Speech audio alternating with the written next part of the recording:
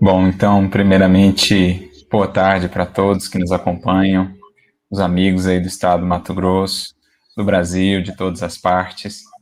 É para mim uma alegria estar aqui com vocês, abrindo esse evento, que certamente será muito proveitoso para todos os jovens, para todos os que estiverem envolvidos nesse processo de reflexão sobre o evangelizar, o evangelizar-se, o educar e o educar-se, que possam ser realmente momentos muito valiosos e que o Cristo possa inspirar a todos os envolvidos. Então, gostaria de agradecer mais uma vez o convite, a pessoa da Neuza, que nos estendeu o convite, agradecer também a Renata pelo carinho, agradecer ao Tiago, que está aí nos bastidores, à família de artistas espíritas que nos presentearam com essa beleza, com essa harmonização inicial, certamente preparando o nosso coração para se fazer mais receptivo à inspiração que nos chega dos benfeitores espirituais. E o tema que nos foi proposto é dos mais interessantes dentro desse conjunto, né, desses 4 pilares propostos para a educação do século XXI. Nós temos esse que é o pilar culminante, digamos, o fecho de todo esse conjunto. Nós começamos lá com o aprender a conhecer, aprender a fazer, aprender a conviver, e chega-se, enfim, ao aprender a ser, como processo culminante mesmo da educação, como finalidade mesmo do processo educativo. É fazer do indivíduo um novo indivíduo. Nas palavras de Paulo, uma nova criatura. Essa é a finalidade maior do processo educativo, ainda mais quando entendido à luz do espírito, da espiritualidade, das leis morais e espirituais que o Espiritismo nos revela. Quando entendemos esse espírito em jornada, peregrinando por vários corpos, várias culturas, em vários tempos, em vários locais diferentes, em busca da construção em si mesmo daquilo que está destinado a ser. Então, em busca da expressão em si mesmo daquilo que está destinado a ser. Então, vamos falar um pouquinho a respeito dessa conexão à luz da doutrina espírita entre o aprender a ser e as próprias finalidades educativas da doutrina espírita e do evangelho, que em suas bases dizem respeito a isso, à educação, ao ato de educar, educar-se para educar também, enfim. Então, a gente recorda logo de início uma frase que é, de certo modo, recorrente nas lições de Jesus e que nos foi trazida ali especialmente por João no seu evangelho.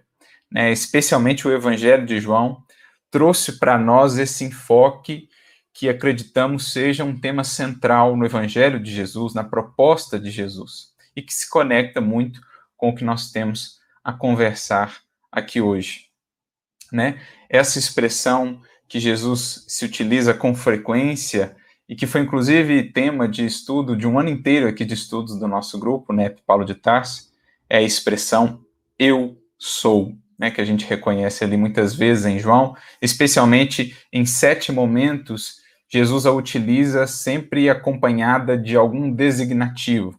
Então, eu sou o pão da vida, eu sou a videira verdadeira, eu sou o caminho, a verdade e a vida. Nós vamos encontrar a expressão eu sou mais de 7 vezes no Evangelho de João, mas existem 7 momentos em que ela apresenta essa construção, muito característica que Jesus apresenta.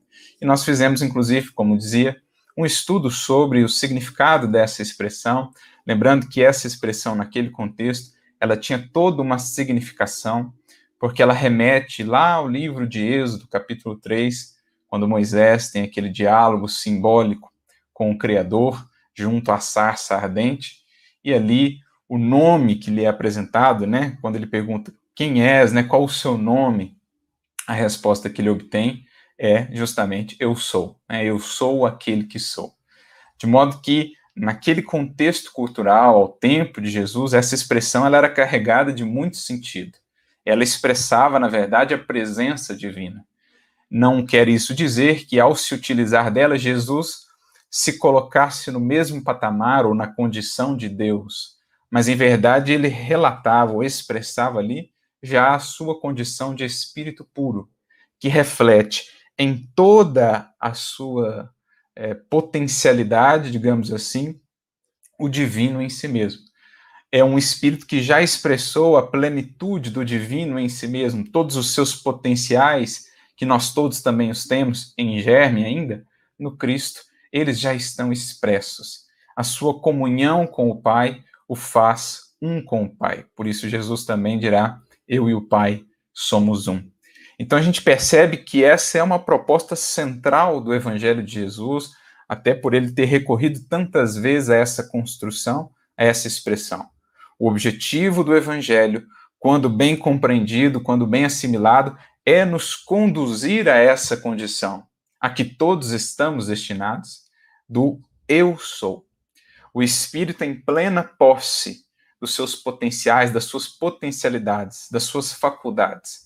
O Espírito em perfeita integração com a lei divina, manifestando o Criador no ápice da sua vida, né, da vida abundante. Então, é muito interessante pensarmos essa construção de Jesus, que em verdade resgata para nós essa essencialidade ou essa finalidade maior do próprio processo educativo. Me recorda aqui de um texto do benfeitor Emmanuel, que se encontra no livro Fonte Viva, no capítulo 30, intitulado Educa, em que ele vai recorrer àquele versículo, aquele trecho de Paulo na sua carta aos Coríntios, quando ele diz: não sabeis que vós sois o templo de Deus e que o Espírito de Deus habita em vós? Então, a partir deste versículo, olha que interessante, Emmanuel traça considerações sobre a educação, ou sobre o processo educativo. E ele começa com alguns exemplos da própria natureza. Ele começa dizendo que na semente minúscula reside o germe do tronco benfeitor. No coração da terra há melodias da fonte. No bloco de pedra há obras-primas de estatuária. Então, olha que interessante a abordagem de Emmanuel. A partir de exemplos que nos cercam, na própria natureza, ele fala da educação nesses termos: potencial e desenvolvimento do potencial. Aquilo que pode vir a ser e aquilo que se torna o vir a ser. Aquilo que chega a ser de fato, a expressar de fato aquele potencial que existia. Então, esses exemplos que ele trabalha. A semente, ela tem ali todo um vir a ser, mas entre ela, a sua condição, e o tronco benfeitor que ela está destinada a ser, há aí todo um esforço, todo um estímulo, o trabalho do tempo, da paciência, da perseverança. Assim também, a fonte, no coração da terra, há ali muitos mananciais, mas para que a fonte, a água que ali está, possa alcançar uma cidade e ser extremamente útil, para que ela possa alcançar um campo e fecundar esse campo, levar ali a vida, a produção, o alimento, a esperança, é preciso que se encontre essa fonte, que se cave ali na terra, que se construa aquedutos que possam conduzir a essa fonte aonde ela precise chegar. Assim também o bloco bruto de pedra contém ali todo um potencial, obras-primas de estatuária em potencial. Disse ou atribui-se essa fala a Michelangelo quando lhe perguntavam como ele fazia aquelas estátuas tão belas, né, aquelas obras-primas. Ele dizia que, na verdade, elas já estavam lá, ele só removia os excessos. Ele só libertava aquela obra que já estava ali, dentro daquele bloco, né, em potencial. Então, Emmanuel vai fazendo essa comparação e traz isso para o nosso contexto, dizendo: também o espírito humano, ou a criatura humana, possui o gene da divindade. Nós estamos em Deus, tanto quanto Deus está em nós.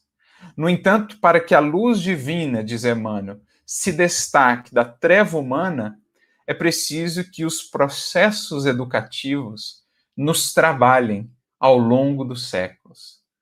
Tal qual o cinzel, trabalhando o bloco de pedra e criando a estátua, a obra-prima, tal qual o tarefeiro lá cavando a terra, construindo os aquedutos para que a fonte possa alcançar a região que ela precisa alcançar, tal qual o lavrador, lançando a semente, protegendo-a, adubando-a, regando-a, para que ela venha a ser o tronco benfeitor, a árvore frutífera, ou o trigo que gera o pão, o alimento. Então aí está a finalidade mesmo, a razão de ser dos processos educativos. Converter um potencial em realização, em concretização. Por isso, o aprender a ser é a culminância do processo. É partir do vir a ser, do potencial que ele existe, para, percorrendo o processo, chegarmos ao ser, a expressar aquilo que estamos destinados a expressar. Por isso, Emmanuel conclui essa mensagem dizendo: se sabemos que o Senhor habita em nós, aperfeiçoemo-nos para que possamos então manifestá-lo, para que possamos então revelá-lo. Essa é a definição de educação muito interessante que Emmanuel nos apresenta, que capta bem esse sentido da expressão que Jesus se utiliza e que João registrou para nós. Eu sou, né, uma expressão muito conhecida que ele usa ali no Evangelho de João, capítulo 8, versículo 58, quando ele diz: antes que Abraão fosse, eu sou. Então, ali Jesus fala dessa anterioridade da sua comunhão com o Pai. Essa anterioridade da sua condição de espírito puro, que antecede mesmo a criação do próprio planeta. Ele percorreu, como todos nós haveremos de percorrer, os mesmos processos evolutivos. Passou pela mesma escada ascensional e se elevou, se guindou à condição de espírito puro, condição que um dia nós estamos destinados também a alcançar, dependendo da nossa velocidade, mais ou menos rapidamente, mas no curso aí de séculos incontáveis. Mas essa frase de Jesus, ela tem toda essa significação muito bela, antes que Abraão fosse, ou seja, antes de começar ali os processos que prepararam o advento da primeira revelação, da segunda revelação, da terceira revelação, antes dos primórdios mesmo da estruturação das religiões, das sociedades aqui no mundo, antes mesmo da estruturação do próprio mundo em si, planeta Terra, o Cristo já era. Ele já expressava toda essa potencialidade, porque espírito educado, no mais alto conceito de educação, ele já havia alcançado essa culminância do ser. Não mais apenas o vir a ser, mas agora o ser concretizado. A educação trabalhando no tempo, levando a essa sublimação, a esse resultado que nós estamos aqui agora, por hora, aprendendo com ele e construindo em nós. Então, eu acho que nada melhor a gente pensar nesses termos, né, buscando o próprio Evangelho de Jesus, que já trazia como culminância do processo educativo e a própria finalidade, esse aprender a ser. E é interessante ver como que esses pilares conseguiram também incorporar aquilo que Jesus já havia adiantado para nós. Porque, em verdade, quando tivemos um pequeno probleminha na internet, mas, como a gente dizia, quando nós abraçamos a proposta do Evangelho de Jesus, a ideia é justamente essa, que nós deixemos de nos apegar, de nos prender apenas às aparências. Como diz Emmanuel, a casca enganosa dos seres e das coisas. Não te agarres, pois, à casca enganosa dos seres e das coisas. Porque, em geral, ao longo da nossa caminhada evolutiva até aqui, em muitas de nossas experiências, temos ficado presos na construção dessas aparências que não nos satisfazem, que não nos preenchem de fato e que não definem efetivamente o que somos. Porque as aparências podem enganar, o exterior, os rótulos podem enganar, podem satisfazer os sentidos apenas, mas o que conta na vida é o conteúdo. O conteúdo é a substância em si, o conteúdo é o que é. Há uma outra mensagem de Emmanuel, no livro da Esperança, capítulo 72, em que ele fala muito disso, desse contraste entre exterior e conteúdo, como que o exterior muitas vezes pode ser simples enganação, pode-se ter ali, numa primeira visão, na visão dos sentidos, um ato muito nobre, mas que pode ocultar interesses mesquinhos, ao passo que quando o indivíduo ele é, de fato, aquilo que que apresenta, né? Aquilo que demonstra. Então, a proposta do Evangelho é realmente aprendermos a deixar para trás esse apego à casca enganosa dos seres e das coisas para mergulharmos na substância da vida, na substância de nós mesmos, naquilo que somos, estamos destinados a ser, naquilo que seremos, poderemos e deveremos ser, porque só isso há de nos satisfazer. Não há paz, não há felicidade reais longe da convivência com a verdade acerca de nós mesmos e também do esforço por nos amoldarmos à verdade divina. Por isso, talvez Jesus tenha dito: conhecereis a verdade e a verdade vos fará livres, mais uma vez no capítulo 8 de João. Porque enquanto nos prendemos a uma falsa versão de nós mesmos, a uma casca que pode até aparentar-se bonita, encantadora, fascinante, mas não traduz a realidade, estaremos distantes da real felicidade, mesmo da paz, mesmo da harmonia interior. Por isso, só o conhecimento da verdade acerca de nós mesmos, o que somos até aqui, o que fizemos de nós até aqui, e, naturalmente, a harmonização com a verdade divina que nos impele a sermos cada vez mais o que estamos destinados a ser, só aí estaremos realmente libertos das ilusões, das angústias, dos anseios que não conseguimos muito bem descrever, porque estaremos então convivendo com a verdade, estaremos aprendendo a ser e não mais presos àquela casca enganosa que muitas vezes engana e, naturalmente, engana primeiramente a nós mesmos, né? Daí a ideia mesmo, subtítulo aí que foi proposto, Sal da Terra e Luz do Mundo, porque o sal não se define como sal apenas pelo nome. O sal se define como sal por aquilo que ele é, pelas características que tem. Em contato com a comida, ele salga, ele cumpre a sua função. Então, se apresentarmos uma outra substância qualquer e dissermos que ela é sal, aquilo é apenas um rótulo, porque para sabermos o que de fato é o sal, é preciso analisar o que ele é, as características daquele elemento, daquela substância. Assim também a luz. Ela é luz não porque nós a denominamos luz, mas pela função que ela cumpre, por aquilo que ela é. Ela espanta as trevas. Se dissermos que há luz num ambiente todo sombrio, que luz é essa? Né? Se dissermos que aquela lâmpada é uma lâmpada que está projetando luz, mas, no entanto, o ambiente permanece escuro, ela não é luz, não há luz ali. Então, sal e luz se definem por aquilo que são, não pelo rótulo que lhes damos. Por isso Jesus diz, se o sal se torna insosso, ou seja, se o sal não cumpre a função, não alcança, não expressa o que ele está destinado a ser, ele não é mais sal, pelo menos não presta mais para ser utilizado como tal. Não serve para mais nada, como diz Jesus, a não ser para ser lançado fora e pisado pelos homens. Então, acho que muito dos conflitos da humanidade até aqui, especialmente no âmbito religioso, né, as tantas incompreensões no âmbito da religiosidade, falando mais propriamente de nós, do cristianismo e do próprio evangelho, tem se dado justamente por não termos dado esse passo fundamental do aprender a ser. Né? Essa coerência que deve vibrar no coração do discípulo do evangelho, essa coerência por buscar, tanto quanto lhe seja possível, no máximo dos seus esforços, a deixar apenas o sonho, o ideal, o projeto, o vir a ser, para aprender a ser com Jesus a melhor versão que já pode ser.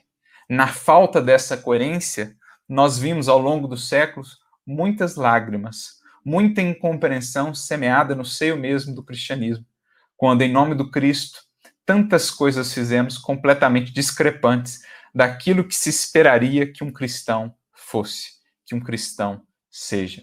Por isso, uma das grandes demandas para todos nós que laboramos no campo do Evangelho Redivivo, do cristianismo redivivo, será justamente recuperar essa finalidade educativa, essencial do Evangelho, nos levar a ser sal da terra, luz do mundo, não por rótulos apenas, mas por aquilo que a gente é no contato com os semelhantes.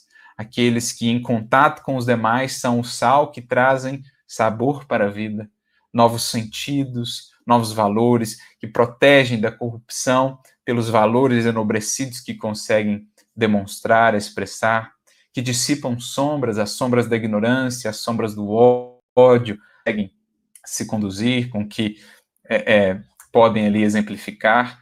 Então, essa é a proposta da qual Jesus, o Evangelho, está aqui nos falando, bem como a própria doutrina espírita. É o que a gente vê naquele gesto muito simbólico do cego Bartimeu, aquele que estava às portas da cidade de Jericó, quando Jesus ali passava com seus discípulos, ele que começa então a clamar que o Senhor tivesse misericórdia dele, que o auxiliasse. Jesus, então, ao ouvir aquele clamor daquele que quer caminhar, daquele que já está disposto a se erguer para o seu processo iluminativo, ganhando, portanto, luz para a sua visão, Jesus manda-o chamar e ele, então, de maneira muito bela, simbólica e instrutiva para todos nós, ele se ergue, ou seja, a representar essa mobilização da vontade, a disposição de fazermos o que é preciso, de nos tornarmos o que é preciso, e ele lança então fora a sua capa. O gesto mais simbólico. Deixar para trás, mais uma vez, a casca enganosa dos seres e das coisas. Deixar para trás a falsa versão que construímos acerca de nós mesmos, termos a coragem e a humildade para vermos o que somos, com as imperfeições, as limitações, mas também não nos acomodarmos com isso, buscarmos na verdade divina o estímulo para nos fazermos melhores, para aprendermos a ser aquilo que Jesus mesmo expressou com a sua vida, nós estamos destinados a ser. Então, muito bela toda aquela gestualidade ali. Nós somos convidados, uma vez que ouvimos o chamado de Jesus, uma vez que abraçamos a proposta do Evangelho, a lançarmos fora essas capas. Porque somente na convivência com a verdade alcançaremos a paz, alcançaremos liberdade, felicidade reais na construção do porvir. E, claro, clareza, visão para a nossa caminhada. Foi o que aquele cego alcançou, é o que nós, cegos ainda perante a glória da vida, a grandeza do futuro que nos está destinado, é o que agora nós estamos buscando com Jesus nesse processo educativo. Até porque é isso que no fundo nos preenche, é isso que no fundo estrutura a nossa vida, dá-nos força para lidar com a vida em seus desafios, com os processos. Mais uma vez recorrendo a Emmanuel, agora no livro Fonte Viva, capítulo 170, ele tem uma mensagem intitulada Rotulagem, que ele vai tratar ali dos rótulos, e ele começa a sua mensagem dizendo que a rotulagem não tranquiliza, procuremos a essência. Então, quando li essa frase, eu parei, meditei um pouco e vi o quão essa frase ela é atual, o quão essa frase ela é pertinente para um tempo de muita rotulagem, para um tempo de muita aparência, qual o nosso. Um tempo de redes sociais, um tempo aí de tanta ostentação, em que se busca a todo modo, a todo custo, ainda que ao custo da própria saúde, da própria consciência, se busca poder, se busca prestígio, se busca prazer, se busca apresentar uma felicidade ou uma intelectualidade muitas vezes completamente distanciadas da realidade ou mesmo dos fins mais nobres da vida. Então a gente percebe que esse nosso mundo moderno, especialmente com o advento aí das redes sociais e de toda essa conectividade e de todas as possibilidades que surgiram a partir daí, de famas repentinas, de poderes, de influências, de prazeres, enfim, mas ao mesmo tempo essa realidade toda marcada, se por um lado por muito brilho, por muita ostentação, por muita apresentação, por muita aparência, por outro lado marcada por muito vazio interior, por muita melancolia, por muita angústia, por muita fome, porque, como dizíamos, é a verdade que nos alimenta, é a verdade que nos estrutura acerca de nós mesmos, acerca da vida, a verdade, as leis divinas a estruturarem a nossa vida. Jesus mesmo diria: o meu alimento é fazer a vontade do meu Pai. e não conseguiremos fazer a vontade do Pai se não formos sinceros conosco mesmos, se não nos despojarmos dessas capas. E enquanto não fizermos, estaremos aí famintos. Famintos de propósito, famintos de sentido, famintos de paz, famintos de equilíbrio, embora, aos olhos do mundo, aos olhos dos sentidos, possamos muitas vezes aparentar aquela casca enganosa de sucesso, de brilho, de encantamento. Então, é essencial falarmos de fato, nesses nossos tempos, sobre aprender a ser. Resgatarmos essa essência do processo educativo, que não é apenas ilustrar o indivíduo, não é apenas ornamentar o indivíduo para a vida no mundo, não é apenas formar indivíduos de sucesso no mundo, indivíduos de destaque no mundo. Essa não é a finalidade da educação. A finalidade da educação é moldar o indivíduo, preenchê-lo, dar-lhe estrutura interna para que ele seja, e em sendo, tenha força, tenha certeza íntima de que segue num caminho propício para a sua felicidade, para a sua saúde, para o seu equilíbrio, para a sua harmonia, bem como para o bem comum. Porque se alcançarmos esse cerne da educação naquilo que ela está realmente destinada a ser, estaremos, por consequência, formando bons profissionais, bons cidadãos, indivíduos que aqui no mundo cumprirão seus papéis, com ou sem destaque no mundo. Isso é irrelevante. O que importa, de fato, é o indivíduo perante a sua consciência. É a estrutura interna que ele consegue construir em si mesmo. E isso é, como dizíamos, o cerne do Evangelho, tal qual nos apresenta Jesus. Eu sou. Buscarmos esse eu sou. Identificarmos esses tremendos potenciais que aqui trazemos para que, em os expressando, possamos nos integrar na dinâmica da vida, na sinfonia da vida. Porque aí estaremos alcançando realmente a finalidade de todos nós. Cumprirmos a parte que nos toca na criação. Eu gosto muito dessa expressão que está lá no Livro dos Espíritos. Cada espírito tem a parte que lhe toca no todo da criação. Mas para cumpri-la, precisaremos nos qualificar para tanto.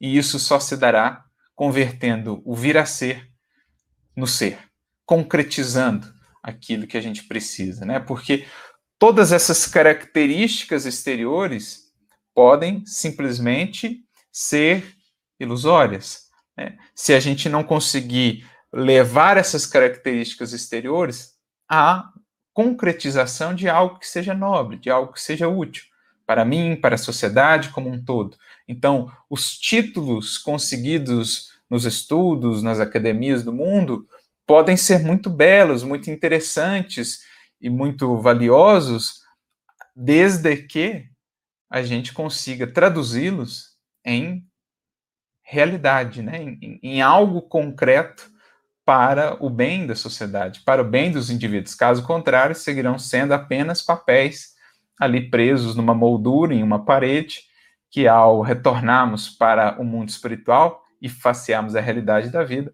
não terão em nada contribuído para mais felicidade em nosso coração, mais luz em nossa razão, em nosso discernimento, em nosso olhar para a vida. Né? A beleza do corpo físico, os recursos materiais que viemos a ter, a saúde mesmo do corpo, a profissão, tudo isso que é qualificativo exterior do indivíduo, se não orientado por uma intenção nobre a uma realização concreta, pode ser simplesmente uma capa que a gente vai ter que deixar mais cedo ou mais tarde, por mais que seja uma capa brilhante, uma capa das mais belas, não terá realmente contribuído para a nossa jornada, nem como, nem para a melhoria do mundo, digamos assim, né, da sociedade como um todo. Por isso, nós trouxemos aqui uma mensagem do André Luiz, que está no livro Através do Tempo, lá no capítulo 19, em que ele traz uma série de considerações sobre a importância dessas etapas culminantes aí do processo educativo, né? Lembrando os 4 pilares: o aprender a conhecer, aprender a fazer, aprender a conviver e aprender a ser. Especialmente o ser, o fazer, o realizar, o trazer aquilo à realidade. André Luiz traz uma série de exemplos para nós, numa mensagem cujo título é Escuta, meu irmão, com exclamação, como a nos dizer da importância desse tipo de reflexão. E aí ele começa dizendo: não é a tua palavra primorosa a força que te exaltará a inteligência, e sim o objetivo para o qual se dirige.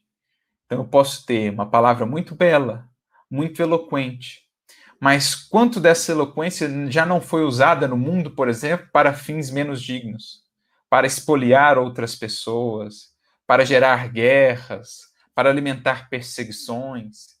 Então, no exterior, algo primoroso, algo muito belo, mas e o cerne, e o conteúdo, e a intenção, e o que gera, né? E o que ela leva o ser a expressar. É mais luz ou mais sombra? É aí que está a medida do valor das coisas. Naquilo que geram, naquilo que fazem de nós, naquilo que nos tornam, é aí que está a medida das coisas. A intenção que carregam, não tanto o exterior que apresenta. Não é a dádiva que te confere o título de benfeitor, mas o modo pelo qual te manifestas através dela. Então, um exemplo. Está lá no Evangelho de Jesus, para exaltar do miolo, digamos assim, do cerne daquilo que fazemos, ao invés apenas de analisarmos a casca. Temos lá o caso do óbolo da viúva.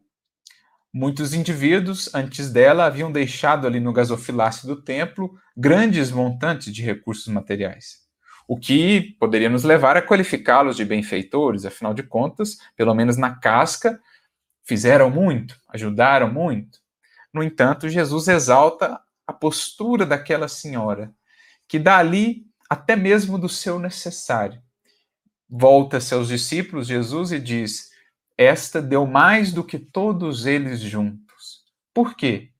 Olhada a casca, ela deu efetivamente muito menos. A dela parece imperceptível a sua contribuição diante daqueles indivíduos.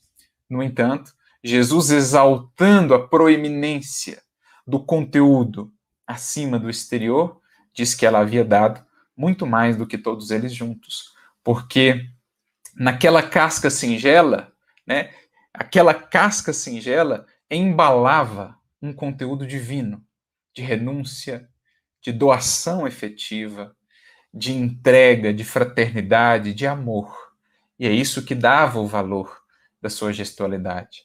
Por isso, como Emmanuel, ou como André Luiz diz aqui, o título de benfeitor pode até marcar o indivíduo, mas o que mais define se de fato a nossa atitude é a atitude de um benfeitor é os sentimentos que a inspiram, o que vai em nosso coração, o que nós somos quando fazemos aquilo, e não o que queremos apresentar, né? O que queremos que os outros vejam. Não é a fortuna material que te faz realmente rico, e sim a aplicação dignificante das utilidades que retens a benefício de todos. Não é a fama terrestre, a claridade que te coroa o nome, e sim a bênção do céu sobre a reta conduta que abraçaste em favor do bem coletivo. Não é a lição verbal, o poder com que educarás o companheiro de luta nas tarefas de cada dia, mas o teu exemplo reiterado na edificação comum por intermédio da própria melhoria. Então, olha aqui mais uma vez, né?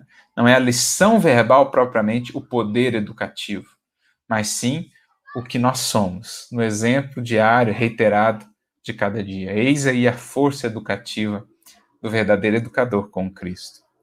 Não é a tua crença sectária, embora fervorosa, que te guiará à sublimação na vida espiritual, depois da morte do corpo, e sim os teus atos de bondade santificante, que serão testemunhas permanentes de tua alma onde estiveres.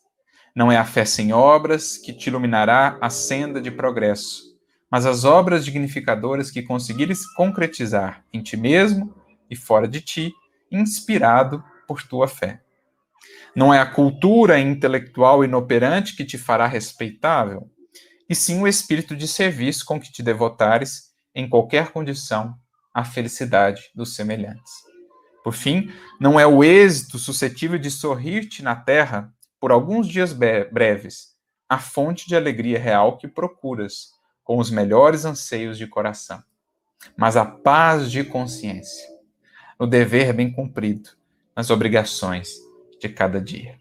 Em síntese, só o que somos e o que conseguimos realmente concretizar haverá de nos definir perante a vida, perante a nossa própria consciência, haverá de nos saciar a fome íntima de equilíbrio, de paz e de harmonia e realmente nos levar a dar um passo além na senda que todos temos a percorrer, alcançando pouco a pouco em nós aquela condição do eu sou, do vir a ser tornado ser que Jesus nos demonstrou.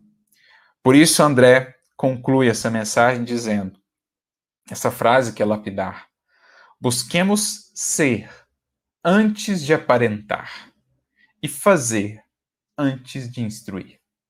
Talvez aqui ele sintetize muito dos problemas do mundo de hoje, em que, muitas das vezes, buscamos aparentar antes de ser e instruir antes de fazer. Dessa inversão, nascem a imensa maioria dos choques nas convivências, nas interrelações, nas posturas das criaturas, enfim, do nosso dia a dia. Geralmente, a problemática toda estará nessa inversão das etapas naturais do processo. O não queremos dar esse passo culminante mais fundamental do processo educativo que precisamos fazer. Queremos manter-nos apegados às capas, acreditando que assim poderemos nos manter, mas, em verdade, logo percebemos que assim não pode se dar. Invertamos, portanto, essa lógica, essa ordem desse mundo de hoje e estaremos caminhando efetivamente, enquanto humanidade, para o mundo que estamos destinados a ter. Um mundo regenerado, onde estaremos mais pacificados com a verdade acerca de nós mesmos e com a verdade divina que nos compete, dia a dia, esculpir em nossa atitude, em nosso proceder. Busquemos ser antes de aparentar e fazer antes de instruir. Estaremos aí contribuindo não só com a nossa própria edificação, mas também sendo, onde estivermos, instrumentos de Jesus para auxiliarmos um outro ser que ali conosco caminha também a despertar para o seu potencial, para o seu vir a ser. A verdade, prossegue André, espera na nossa alma, em cada ângulo do caminho, dentro de nossa jornada para a frente. Então, a verdade nos espera em cada ângulo do caminho. Quanto mais nós apegamos-nos a essa casca enganosa dos seres e das coisas, mais nos afligimos e mais energia gastamos por tentar lutar contra a verdade. Mas, já dizia o apóstolo Paulo, nada podemos contra a verdade, senão a favor dela. Eurípides depois acrescentaria, Eurípides Barçanufo, poderoso é o sol da verdade. E então, mais cedo ou mais tarde, ela há de nos desnudar. Senão aqui, durante a encarnação, todos temos um encontro certo com a verdade, especialmente acerca de nós mesmos, quando aqui nos despojarmos do corpo e penetrarmos no mundo, no reino da verdade, no reino do Espírito, onde nos veremos tais quais somos. Assim, pois, construamos o nosso engrandecimento interior, porque hoje ou amanhã, o sol divino, né, da verdade, projetará sobre nós a sua bendita claridade, revelando-nos a luz meridiana, tais quais somos. Para que esse encontro, amigos, não se faça uma surpresa dolorosa e tardia, comecemos desde já. se nos dispomos a abraçar com Jesus a causa do Evangelho, o processo autoeducativo a que o Evangelho nos impele, comecemos desde já por nos despojar dessas capas, como o fez o cego Bartimeu, e abraçar a realidade. Abraçarmos a verdade que nos fará livres, então, no transcurso do tempo e dos nossos esforços. E aprendamos com Jesus a ser, antes de aparentar, ou mesmo desistamos de qualquer expressão de aparência apenas para nos concentrar no que precisamos ser. E antes de nos colocarmos nessa posição de muito instruir ou cobrar dos demais acerca de determinadas posturas, sejamos nós aqueles que fazemos, porque então estaremos de maneira eloquente, muito eloquente, convidando, né, os outros a meditarem melhor sobre os caminhos que têm percorrido. Estamos todos, assim, destinados, como Jesus bem nos ensinou, um dia a expressarmos com Deus toda a nossa potencialidade divina. A podermos dizer, como Jesus o fez, o faz, o é, eu sou. Estamos em busca, estamos em caminho, temos muito aí por fazer, muito por assimilar, mas não haverá de nos faltar forças, recursos, inspiração, estímulo para avançar nessa senda da construção, se com Jesus seguirmos sob as luzes do Evangelho, sob as luzes do Consolador. Que possamos nos educar para educar com o Mestre, que possamos transformar o que em nós é apenas ideal, projeto ou teoria, na realidade concreta daquilo que fazemos, daquilo que somos. Eis o devir da vida, eis a direção mesmo da vida, o incessante transformar, o incessante renovar, para que venhamos um dia a conquistar o título que em Jesus já se expressa em toda a sua grandeza, de filhos de Deus. Eu sou, eu e o Pai somos um. Que Jesus nos abençoe a todos, muita luz e muita paz.